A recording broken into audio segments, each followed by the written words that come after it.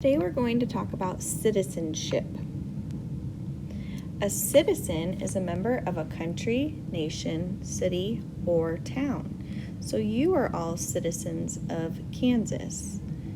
Citizens of the United States live in a democracy. This means that they elect leaders to carry out their wishes.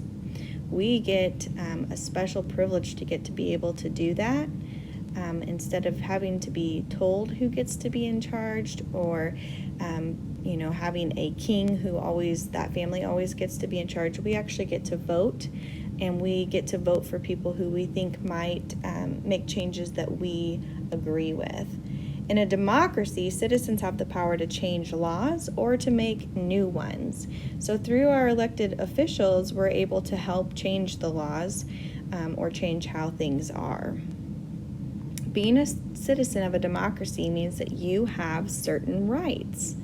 So one of those rights is that you get to vote, not until you're 18, but once you're 18, you get to vote. And another right is the right to speak freely and share your thoughts with other people. We get the privilege of getting to support a candidate for an elected office that we like.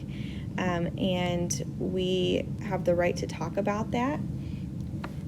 And a long time ago, before the United States was a country, you could be thrown in jail for speaking badly about the king or speaking out against what you wanted to have changed. And we don't have to deal with that in the United States because of the Bill of Rights in the Constitution. It lists all of the rights that citizens of the United States get to have, including voting and getting to share your thoughts with other people. So it's nice to be a part of a democracy because you get to vote for the people that you think would do a good job, but you also have a responsibility or have responsibilities as a citizen.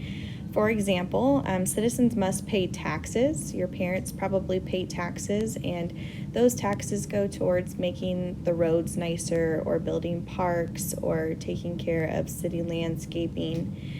And then also citizens must serve in the armed forces if they're needed. We haven't had a draft in a long time. Right now it's voluntary if you want to be in the armed forces, but that is a possibility as well.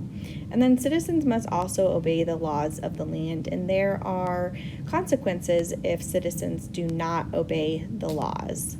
So voting, I told you on the last slide, is a right, but it's also a responsibility, because if you care about how your country or your town is run, then you have a responsibility to vote so that you can help make changes that need to be made. And another quality of a good citizen is that they read newspapers or watch the news, and they stay informed about what's going on so that they know how they want to vote. And good citizens are also involved in their communities. They like to volunteer and help people and run on committees and help, with donations to food banks. Okay, so did you know that patriotism means being proud of your country?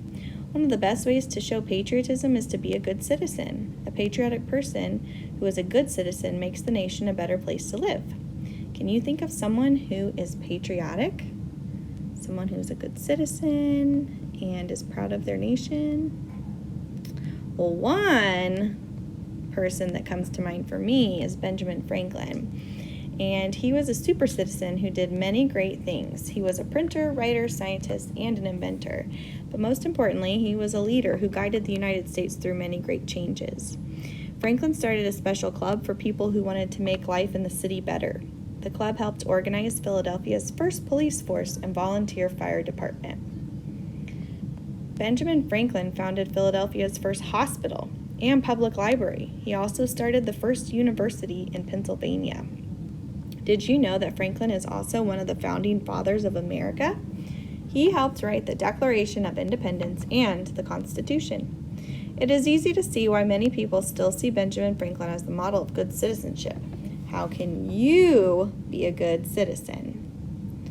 So here are some ways that we can be a good citizen, and I would like for you to take notes on this. Go ahead and write these down, because you're going to videotape yourself in just a second. You're going to record yourself explaining what makes a good citizen. So we talked about this one already: voting, helping to decide who will lead your government, obeying laws and following rules, and helping to make the world a better place. And here's some ways to do that.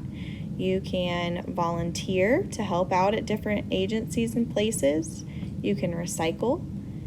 You can help your parents. You can help out at school. You could spend 15 minutes with your family pet. You could help out other people. You could spend time with elderly people, or write them a note or make them a picture. Lots of good options for how to be a good citizen. If you need more time to write these down, you can pause the video now. So here are some important themes of being a good citizen. Honesty is a big one. So a person has to be honest with others and with himself or herself in order to be a good citizen. A good citizen is often compassionate.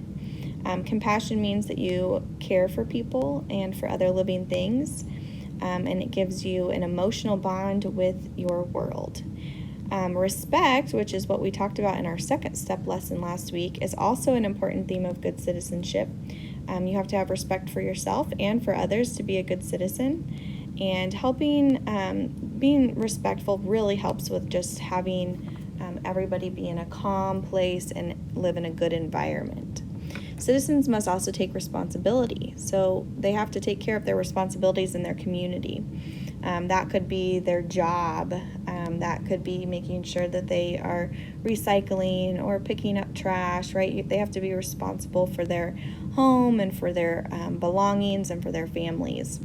As a student, your main responsibility is to learn. And the best part about that is that as you learn and as you grow, you'll be able to go out into the community and be a community helper in whatever job you choose. So the last important theme of citizenship is courage. And courage means bravery, and it helps people do the right thing even when it's unpopular, difficult, or dangerous.